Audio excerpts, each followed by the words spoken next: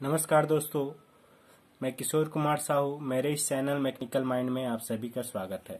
आप लोग देख रहे हैं fluid mechanics and fluid machinery का वीडियो सीरीज, और इस सीरीज के चैप्टर 3 हाइड्रोस्टैटिक के अंदर हम फ्लोटिंग और सबमर्ज्ड बॉडी के इक्विलिब्रियम कंडीशन की बात कर रहे हैं। तो आज के इस टॉपिक में हम लोग डिस्कस करेंगे equilibrium condition of floating body. Floating body मतलब कोई बॉडी है जो किसी द्रव में तैरती है ना। तैरती हुई बॉडी के लिए संतुलन की अवस्था क्या होता है। इसके पहले हमने डिस्कस किया है कि कोई सबमर्ज्ड बॉडी, डूबी हुई बॉडी के लिए संतुलन की अवस्था क्या होता है।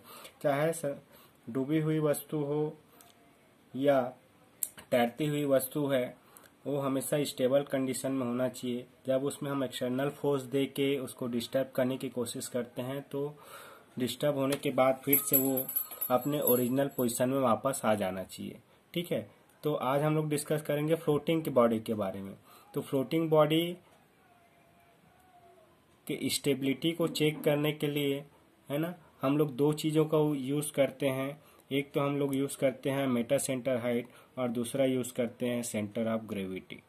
ठीक है, तो इसके पहले हमने सबमर्ज्ड बॉडी में कौन सा दो पॉइंट लिया था, सेंटर ऑफ बॉयंसी और सेंटर ऑफ ग्रेविटी। वो सबमर्ज्ड बॉडी के लिए है। इस फ्लोटिंग बॉडी के लिए हम लोग दो बिंदु के बीच में रिलेटिव पोजीशन देखते हैं कि वो दोनों आपस में किस तरीके से रखा हुआ है। ठीक है, तो हम लोग क्या देखेंगे फ्लोटिंग बॉडी में, the stability of floating body is determined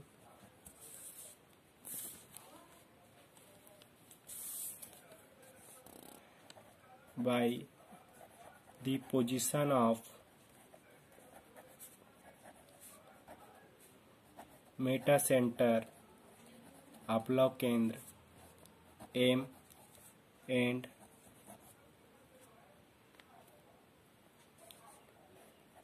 centre of buoyancy, center of gravity, गुरुत्व केंद्र ऑफ द बॉडी, है ना। तो जो बॉडी फ्लोटिंग बॉडी है उसके स्टेबिलिटी को चेक करना है तो दो चीज़ों के बीच को आप पोजीशन चेक करना है। एक तो अपलव केंद्र की बिंदु को आपको देखना है और दूसरा उसके गुरुत्व केंद्र को देखना है। ठीक है, मान लो हमारे पास कोई बॉडी है इस तरीके से, जैसा आपको डायग्राम में दिख रहा है ना। ये बॉडी है और ये कुछ हिस्सा इसमें ऊपर की तरफ वाटर सरफेस से ऊपर है ना। ये वाला इतना हिस्सा जिसमें क्या है, सबमर्ज्ड है। तो ये फ्लोटिंग बॉडी है, पार्शियली सबमर्ज्ड है। ठीक है, तो ये बॉडी का हमें सेंटर ऑफ ग्रेविटी पता रहेगा। सेंटर ऑफ ग्रेविटी कहाँ पे है। ठीक है, मान लो सेंटर ऑफ ग्रेविटी यहाँ पे है इसका, और इसका सेंटर ऑफ बॉयंसी यहाँ पे है नीचे की तरफ। ठीक है, ये centre of gravity, centre of buoyancy. तो इसमें इस बॉडी का एक वेट होगा W, जो डाउनवर्ड डायरेक्ट करता है सेंटर ऑफ ग्रेविटी गुरुत्व केंद्र पे, और इस पे एक बॉयंसी फोर्स अपवर्ड डायरेक्शन में एक्ट करता है जो इस B पॉइंट पे एक्ट करता है। ठीक है, तो ये बॉडी इस अवस्था में रखी हुई है, संतुलन की अवस्था में, है ना। इसमें कोई डिस्टरबेंस नहीं हो रहा है। लेकिन अब इसको हमने एक्सटर्नल फोर्स दे के डिस्टर्ब कर दिया है। क्लॉकवाइज डायरेक्शन में हमने इसमें क्या किया, एंगुलर डिस्प्लेसमेंट दिया है ना। तो सेंटर ऑफ ग्रेविटी तो चेंज नहीं होता है ना, लेकिन इसका सेंटर ऑफ बॉयंसी जो क्या होगा वो चेंज हो जाएगा। ये नॉर्मल एक्सिस से इस तरफ ये डिस्प्लेस होगा, मान लो B1 पे डिस्प्लेस हो गया। तो ये डाउनवर्ड डायरेक्शन में ये फोर्स, इसका वेट ऐड करेगा G पे, और ये बॉयंसी फोर्स ऐड करेगा पॉइंट नया जो बॉयंसी सेंटर मिला है उस पे। तो ये बॉयंसी फोर्स अपवर्ड डायरेक्शन में। अब यहाँ पे बॉयंसी फोर्स का जो लाइन ऑफ एक्शन हम लोग ड्रॉ करते हैं, ये कहाँ जाके मिलता है, ये नॉर्मल एक्सिस पे, ये नॉर्मल एक्सिस है, नॉर्मल एक्सिस पे ऊपर जाके मिलेगा। और इसी बिंदु को हम लोग क्या बोलते हैं, अपलव केंद्र या मेटा सेंटर बोलते हैं। ठीक है, तो ये इस कंडीशन में ऐसा होता है। ठीक है, तो देखिए हमने इसको क्लॉकवाइज डायरेक्शन में डिस्टर्ब किया हुआ है ना। तो यहाँ पे वेट और बॉयंसी फोर्स का एक कपल या आघूर्ण बल आघूर्ण यहाँ पे काम करेगा, जिसका डायरेक्शन क्या है, देखिए एंटी क्लॉकवाइज डायरेक्शन है, ऐसे ऐसे टिल्ट करने की कोशिश करेगा एफ बी और डब्लू जो है। तो एंटी हमने क्लॉकवाइज डायरेक्शन में डिस्प्लेस किया है, लेकिन वेट और buoyancy force anti clockwise direction में कपल फॉर्म करेगा, जो इस बॉडी को फिर से ओरिजिनल पोजीशन में लाने की कोशिश करेगा जैसा पहले था। ठीक है, तो इस तरीके का सिचुएशन हो रहा है, तो इसको हम लोग बोलते हैं stable condition of the floating body. This is the stable condition of the floating body. ठीक है, तो यहाँ पे हमारे पास दो चीजें हैं, एक तो वेट ऑफ द बॉडी है W, this is the weight of the floating body acting at G downward. ठीक है, और दूसरा आपके पास फोर्स है F B, buoyancy force acting at B upward, ये हमेशा अपवर्ड एक्ट करता है।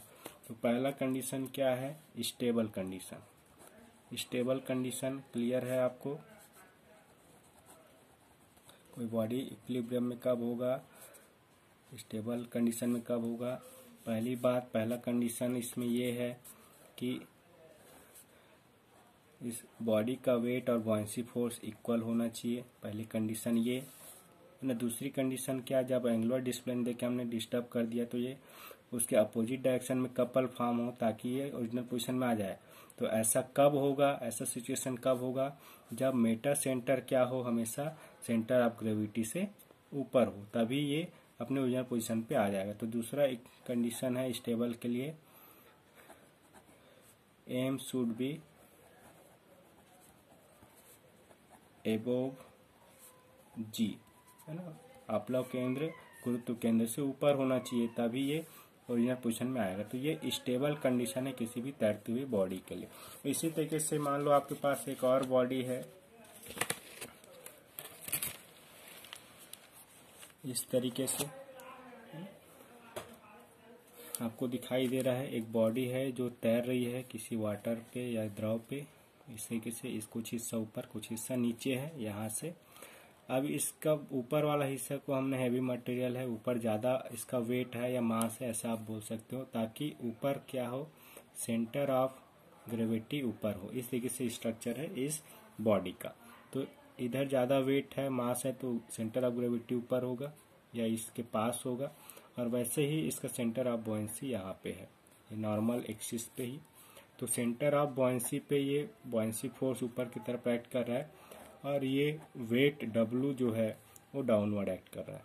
अब इस बॉडी को हमने क्या किया, क्लॉकवाइज डायरेक्शन में डिस्प्लेस किया है, उसको हमने विस्थापित किया, कोणीय विस्थापन दिया है, डिस्टर्ब किया है, तो ये नॉर्मल एक्सिस हुआ। इसका सेंटर ऑफ ग्रेविटी तो चेंज नहीं होगा, लेकिन आप पाएंगे इसका सेंटर ऑफ बॉयंसी B से कहाँ चला जाएगा, B1 में चला जाएगा। ये चेंज होता है सेंटर ऑफ बॉयंसी। अब ये जो फोर्स है वेट वो डाउनवर्ड यहाँ पे एक्ट कर रहा है, और यहाँ पे बॉयंसी फोर्स एफ भी एक्ट कर रहे हैं ऊपर की तरफ। ठीक है, अब देखिए, अब ये बॉयंसी फोर्स का लाइन ऑफ एक्शन आप ड्रॉ करेंगे, नॉर्मल एक्सिस पे जाके मिलेगा, ये है एम, यहाँ पे एम आपको मिलेगा। ठीक है, तो इसमें देखिए कि हमने क्लॉकवाइज डायरेक्शन में इसको डिस्टर्ब किया है, और वेट और इस बॉडी का स्ट्रक्चर ऐसा है कि इसका वेट और बॉयंसी फोर्स के कारण जो कपल है वो भी क्लॉकवाइज डायरेक्शन, मतलब जिधर हमने डिस्टर्ब किया है उधर ही इसका कपल फॉर्म हो रहा है। तो इस कंडीशन में ये बॉडी क्या होगी, पलट जाएगी, डिस्टर्ब होगी, इसमें परमानेंट डिफॉर्मेशन चेंज हो जाएगा। तो ये कंडीशन कहलाता है आपका अनस्टेबल कंडीशन। ठीक है, तो ये कब होगा ऐसा, इसके लिए भी अनस्टेबल कंडीशन कब होगा,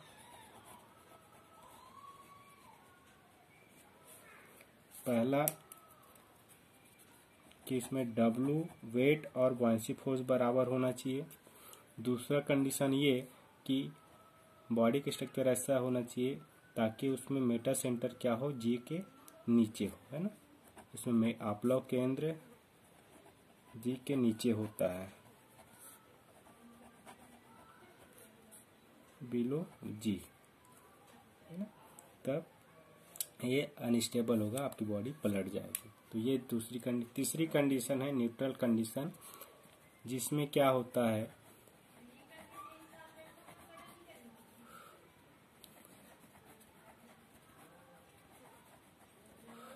इसमें meta center M and center of gravity ji